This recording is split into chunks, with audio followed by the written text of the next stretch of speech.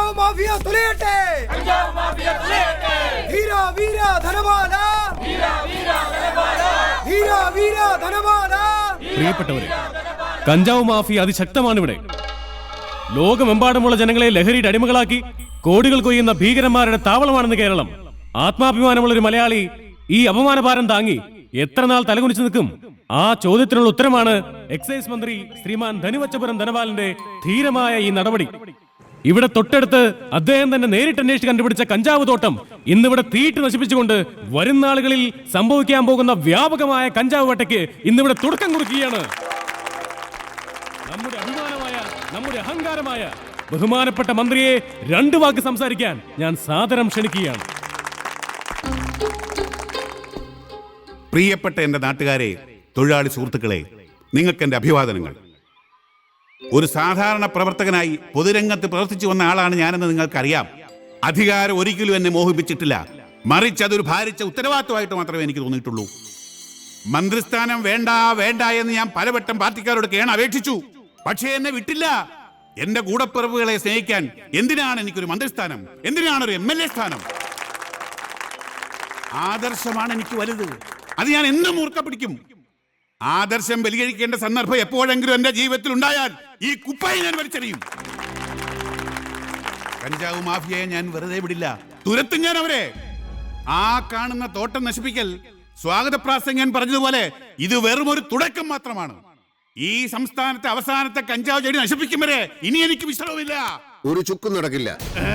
റോഡരികിൽ കാക്ക കാഷ്ടിച്ചുണ്ടായ 5-6 കഞ്ചാവ് ചെടികൾ തീയിട്ട് നശിപ്പിച്ചാൽ പത്രത്തിലും ടിവിയിലും നിങ്ങൾക്ക് ഹീറോ ആകാം.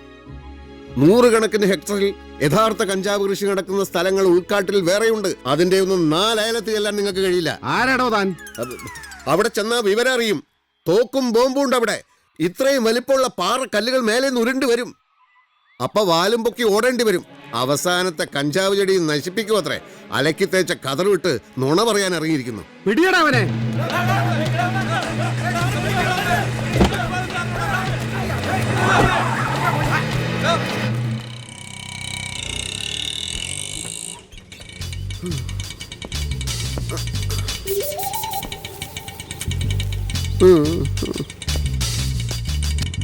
എന്തിനാ ഇപ്പൊ ഇങ്ങോട്ട് വന്നത്? ഞങ്ങളൊക്കെ ജീവിച്ചിരിപ്പുണ്ടോന്നറിയാനോ? ആളുകളെയൊക്കെ ക്ഷണിച്ചു വരുത്തിയിട്ട് മുഹൂർത്ത സമയമായപ്പോ ഏതോ ഒരു കാട്ടുകള്ളന്റെ കൂടെ ഇറങ്ങി അങ്ങ് പോവാ. പൊയ്ക്കോ, പോയി അവന്റെ കൂടെ തന്നെ അങ്ങ് പൊറത്തോ. ആ കൊള്ളക്കാരനുമായിട്ട് നിനക്ക് എന്താ ഇടപാടെന്ന് എനിക്ക് ഇന്നറിയണം. അത് അറിഞ്ഞിട്ട് മതി കല്യാണമെന്നാ വിനോദം പറഞ്ഞത്. അമ്മ ബോംബ് കണ്ടിട്ടുണ്ടോ? ഒരാനയ്ക്ക് പോലും എടുത്താൽ പൊങ്ങാത്ത പാറക്കല്ലുകൾ അമ്മയുടെ നേർക്ക് എന്നെങ്കിലും ഉരുണ്ട് വന്നിട്ടുണ്ടോ? ഞാൻ പറഞ്ഞില്ലേ, പ്രാന്തന്മാരെ ചികിത്സിച്ച് ഇവനും പ്രാന്തായിരിക്കുക. കല്യാണം, മോതിരം മാറൽ. സെപ്റ്റംബർ 11 വേൾഡ് ട്രേഡ് സെന്റർ തകർന്നു വീണു. കല്യാണ തീയതി നിശ്ചയിച്ചിരുന്ന 25ഓളം മദാമ്മക്കുട്ടികളാ അന്ന് വെന്തെരിഞ്ഞത്. ലോകം മുഴുവൻ സ്ഫോടനങ്ങളാ. കേരളത്തിൽ കൊണ്ട് ഇഷ്ടം പോലെ ബോംബ്. ആ ബോംബൊക്കെ എവിടെ എറിയണമെന്ന് പോലും അറിയാതെ ടെററിസ്റ്റുകൾ തെക്ക് വടക്ക് നടക്കുക. അതുകൊണ്ടാ ബസ് സ്റ്റാൻഡിലും പച്ചക്കറി മാർക്കറ്റിലും ഒക്കെ ബോംബ് വീഴുന്നത്. അതിലൊരെണ്ണം ഈ വീടിന്റെ മേലെ വന്ന് വീണാൽ മോതിരം മാറൽ കഴിഞ്ഞ പെൺകുട്ടിയുടെ വീട്ടിൽ ബോംബ് വീഴില്ല എന്നൊന്നുമില്ലല്ലോ. ഒരു മോതിരം മാറല്. അമ്മേ, നമ്മളൊക്കെ ഇപ്പോഴും ജീവിച്ചിരിക്കുന്നതിന് ഈ പ്രപഞ്ച ശക്തിയോട് നന്ദി പറയൂ അമ്മേ, നന്ദി പറയൂ.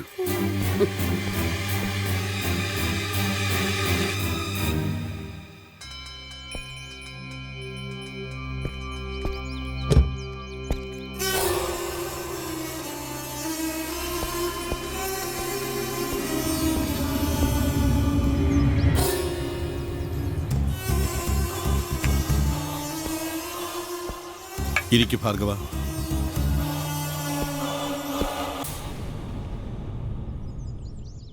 ഇത്ര മോശമായൊരവസ്ഥയിൽ നമ്മൾ ഇതിനു മുമ്പ് കാണേണ്ടി വന്നിട്ടില്ല, അല്ലേ ഭാർഗവ? ശരിയാണ്. വിചാരിച്ചതുപോലെ കാര്യങ്ങൾ നടന്നില്ല. പോലീസുകാർ വരുമ്പോൾ നമ്മൾ ചെയ്യാറുള്ളത് പോലെ പാറക്കല്ലുകൾ ഉരുട്ടിയിട്ടും ബോംബെറിഞ്ഞും ചതിക്കുഴി ഉണ്ടാക്കി അതിൽ കുപ്പിച്ചെല്ലുകൾ നിറച്ചും ഒരുങ്ങിത്തന്നെയായിരുന്നു മാരിയപ്പൻ. പിടിച്ചു നിൽക്കാനായില്ല. പക്ഷേ ഭാർഗവൻ എന്താ പറഞ്ഞത്? 5-10 വെടിവെച്ചു, 4-5 കൊണ്ടു എന്നൊക്കെയല്ലേ? കൊണ്ടു? വെടികൊണ്ടു? ഇല്ല സാർ, മാരിയപ്പൻ ഒന്നുമേ ആകലേ. അവർ രാമേശ്വരം വഴിയാ സിലോണിക്ക് പോയാച്ച്. വെടികൊണ്ടവൻ എങ്ങനെയാടോ അന്ന് തന്നെ ശ്രീലങ്കയ്ക്ക് കടന്നത്? മുൻപൊരിക്കലും ഭാർഗവൻ എന്നോട് നുണ പറഞ്ഞിട്ടില്ല. ഭാർഗവന്റെ ഉള്ളിലിരിപ്പ് എന്താണെന്ന് അറിഞ്ഞാൽ കൊള്ളാം. നമ്മളെ ഒറ്റുകൊടുത്ത മലപ്പുറത്തെ ഷാജിയെ താൻ വെറുതെ വിട്ടു. നാർക്കോട്ടിക് ഉദ്യോഗസ്ഥനായ വിനോദിന്റെ അളിയനാവാൻ പോകുന്ന ഡോക്ടർ ശാന്താറാവുമായി എന്താണ് കണക്ഷൻ? അത് അയാളെൻ്റെ ഫോട്ടോ എടുത്ത് പത്രത്തിൽ കൊടുത്തു. ആരെക്കൊണ്ടോ എന്നെപ്പറ്റി മോശമായിട്ട് എഴുതിച്ചു. തന്റെ ഫോട്ടോ അയാൾക്ക് എങ്ങനെ കിട്ടി? അത് അയാൾ എങ്ങനെയോ ഒളിച്ചു നിന്ന് എടുത്തതാവും. 1-2 ഫോട്ടോ അല്ല മാഗസിനിൽ വന്നത്. അതെ, അതാണ് എനിക്ക് മനസ്സിലാകാത്തത്. മുൻപരിചയമില്ലെങ്കിൽ അയാൾ ഭാർഗവാന്ന് വിളിച്ചപ്പോ താൻ എന്തിനാ അയാളുടെ കൂടെ പോയി? ചിലപ്പോ അയാൾക്ക് എന്നെ പരിചയം കാണുമായിരിക്കും. അങ്ങനെ ആര് വിളിച്ചാലും താൻ കൂടെ ചെല്ലുവോ? അയാള് മനഃശാസ്ത്രത്തിലൂടെ എന്നെ എന്തോ ചെയ്തപ്പോ. അല്ലല്ലോ, എവിടൊക്കെയോ എന്തൊക്കെയോ ദുരൂഹതകളുണ്ട്. പരസ്പരമുള്ള വിശ്വാസത്തിലാണ് നമ്മൾ ഒന്നിച്ചു കൂടിയത്. ഒരു പോലീസുകാരനായിരുന്ന ഞാൻ ഈ ഇടപാടിലേക്ക് വന്നത് പണത്തിനോടുള്ള ആർത്തി കൊണ്ട് തന്നെയാ. തനിക്കറിയോ ഇന്ന് കേരളത്തിലെ ഏറ്റവും വലിയ ധനവാൻ ആരാണെന്ന്? ഒരു മുൻ മന്ത്രിയാ. ബിനാമികളുടെ പേരിലും അല്ലാതെയും അയാൾ സമ്പാദിച്ചു കൂട്ടിയത് 5000 കോടിയോ 10,000 കോടിയോ? കണക്ക് കൂട്ടുക ദുഷ്കരമാണ്. അങ്ങനെ എത്ര മന്ത്രിമാർ, എത്ര രാഷ്ട്രീയക്കാർ, അവരുടെയൊക്കെ കീഴിൽ ഒരു പീറ പോലീസുകാരനായി വീർപ്പുമുട്ടി ജീവിച്ചുകൊണ്ടിരുന്നപ്പോഴാ നാർക്കോട്ടിക് സെല്ലിൽ എത്തുന്നത്. അങ്ങനെ തന്നെ പറ്റി അറിഞ്ഞു, കഞ്ചാവിനെ പറ്റി അറിഞ്ഞു, അവിടെ മറിയുന്ന കോടികളെ പറ്റി അറിഞ്ഞു. ആദ്യം ശത്രുവായിരുന്ന താൻ ഒപ്പം നിൽക്കാമെന്ന് പറഞ്ഞു. തന്നെ വിശ്വസിച്ച് പല പദ്ധതികളും ഞാനിട്ടു. 20 കോടിയായി ഇപ്പൊ തൊലച്ചു കളഞ്ഞത് വെച്ചേക്കില്ല ഞാൻ. ജോസഫ് മാത്യുവിന്റെ ഗതി അറിയാവല്ലോ തനിക്ക്. ആ കേസിൽ തന്നെയാ പോലീസിന് സംശയം. അതുകൊണ്ട് നാട്ടിൽ ഇനി ചുറ്റിത്തിരിയാൻ തന്നെ ഞാൻ സമ്മതിക്കില്ല. കാട്ടിൽ എന്തൊക്കെ സന്നാഹങ്ങൾ വേണമെന്ന് പറഞ്ഞോ, പോയത് തിരിച്ചു പിടിക്കണം എത്രയും വേഗം. എനിക്ക് കുറച്ച് സാവകാശം. എന്ത്?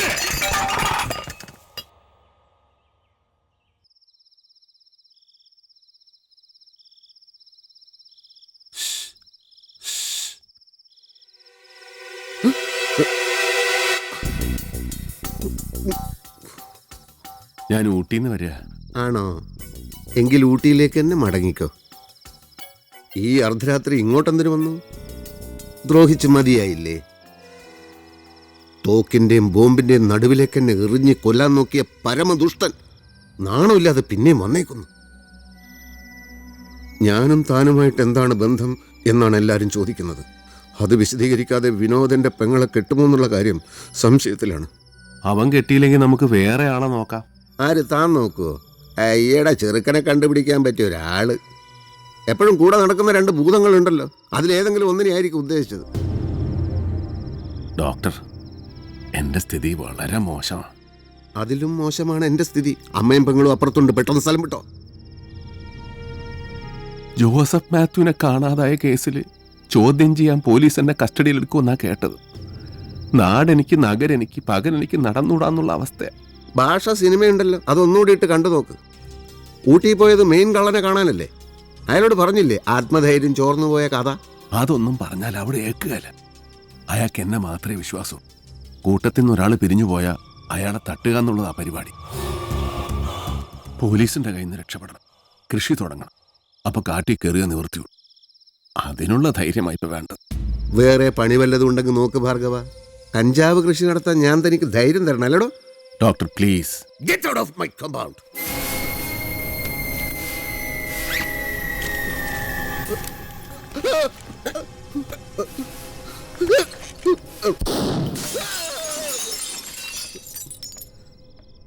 വെടികൊണ്ട് ഗ്ലാസ് എല്ലാം പൊട്ടിയല്ലോ. ധൈര്യം കിട്ടിയല്ലോ. ചികിത്സ കഴിഞ്ഞു, ഇനി പോകാം. എന്താ എന്താ എന്താ ഇവിടെ ഒരു ശബ്ദം കേട്ടത്? ഞാനും കേട്ടു. അയ്യോ, ഈ ഷെൽഫിന്റെ ചില്ലെങ്ങനെ പൊട്ടി താഴെ വീണത്? ഭൂമിക്ക് ഗുരുത്വാകർഷണമുണ്ടല്ലോ, അതുകൊണ്ടാ താഴെ വീണത്. അല്ലെങ്കിൽ മേലോട്ട് പോയേനെ.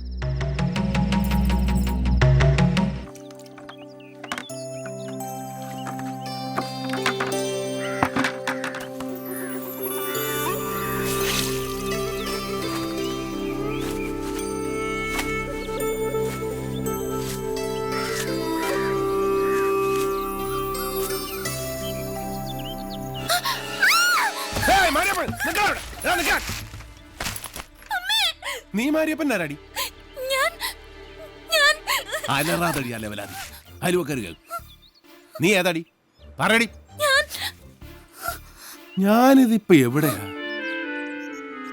ഓ, ഡോക്ടറുടെ വീട്. നീ മനഃശാസ്ത്രജ്ഞന്റെ പെങ്ങള്, നാർക്കോട്ടിക് വീരന്റെ ഭാര്യയാകാൻ പോകുന്നവൾ. ശകുനപ്പഴയാ നീ. നിന്റെ മോതിരം മാറലിന്റെ അന്നാ ഞങ്ങളുടെ 20 കോടി രൂപ വെള്ളത്തിലായത്. മാരിയപ്പൻ രക്ഷപ്പെട്ടത് വന്നാ. എന്താ എന്താ?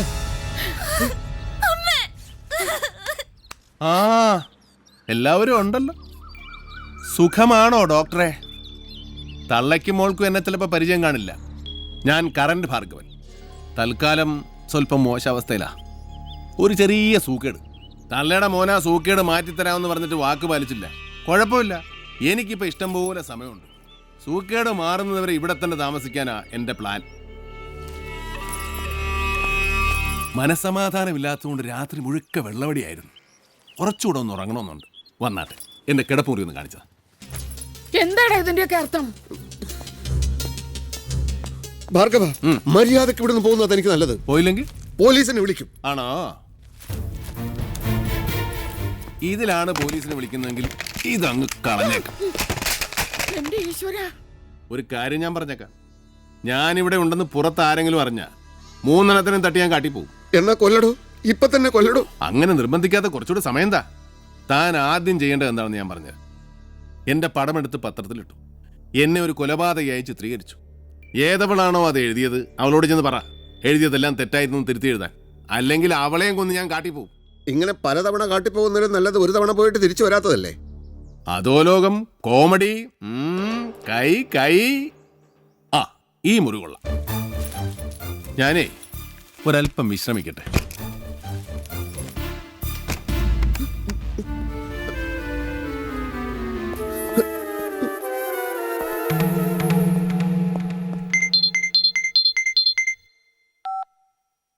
ഹലോ, അനുപമ ഹിയോ.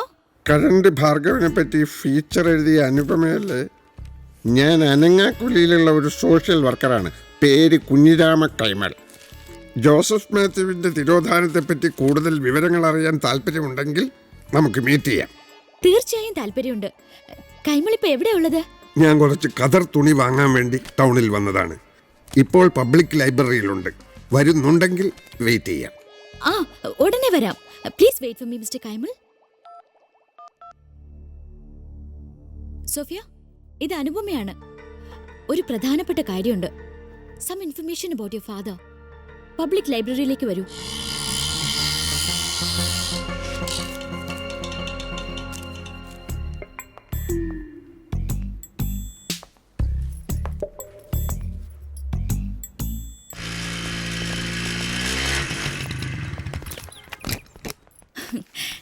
സോറി, എനിക്ക് ഓഫീസിലൊന്ന് കയറേണ്ടതുണ്ടായിരുന്നു. എവിടെ ആളെവിടെ? ആര്? കുഞ്ഞിരാമ കൈമൾ എന്ന് പറയുന്ന ഒരാള് ഇവിടെ വെയിറ്റ് ചെയ്യുന്നുണ്ടെന്ന് എന്നോട് പറഞ്ഞു. ആ, പിന്നെ സോഫിയ ഓർമ്മയുണ്ടല്ലോ, ഇന്ന് വൈകുന്നേരമാണ് ഫെമിനിസ്റ്റ് ആക്ഷൻ കൗൺസിലിന്റെ മീറ്റിംഗ്. എത്ര മണിക്ക് തുടങ്ങും? 5 മണി. അനങ്ങാക്കൊല്ലിയിൽ നിന്ന് കുഞ്ഞിരാമ കൈമൾ. എന്റെ പേര് പറഞ്ഞാൽ വന്നില്ലെങ്കിലും ഒന്ന് കരുതിയാ. ചതിക്കുന്നവരെ തിരിച്ചും ചതിക്കാമല്ലോ. മാഗസീനിൽ വന്ന ഫോട്ടോയുടെ പേരിൽ ഞാനിപ്പോൾ ക്രൂശിക്കപ്പെട്ടുകൊണ്ടിരിക്കുക. കൂടുതലൊന്നും പറയുന്നില്ല. ഭാർഗവൻ കുറ്റവാളിയാണെന്ന് എഴുതിയല്ലോ, അത് തിരുത്തി എഴുതിയില്ലെങ്കിൽ നാളത്തെ ചരമകോളത്തിൽ എന്റെ ഫോട്ടോ വരും. അതെങ്ങനെ തിരുത്തി എഴുതും? അതിൽ പറഞ്ഞിട്ടുള്ള കാര്യങ്ങള് വാസ്തവമല്ലെന്ന് എനിക്കും കൂടി ബോധ്യമാവണ്ടേ? അതൊന്നും എനിക്കറിയില്ല. ഡോക്ടർക്ക് പ്രശ്നമുണ്ടെങ്കിൽ അത് പരിഹരിക്കാൻ മറ്റു വല്ല വഴികളും നോക്കുന്നതായിരിക്കും നല്ലത്. I did it for a noble cause. ഞാൻ തന്നെ അത് തിരുത്തി എഴുതാൻ പോയാ എന്റെ ക്രെഡിബിലിറ്റി. അനുവിന്റെ ക്രെഡിബിലിറ്റിയാണ് വലുതല്ലേ? സോഫിയ അനുഭവിച്ചുകൊണ്ടിരിക്കുന്ന ദുരിതത്തെ പറ്റി ഡോക്ടർ എന്താ ആലോചിക്കാത്തത്? ഇല്ല, തിരുത്തു കൊടുക്കുന്ന പ്രശ്നമേ ഇല്ല. Okay okay. But you know, Anu, I loved you. Still I love you. ഞാൻ ജീവിച്ചിരിക്കണമെന്ന് ആഗ്രഹമുണ്ടെങ്കിൽ എന്തെങ്കിലും ചെയ്യും.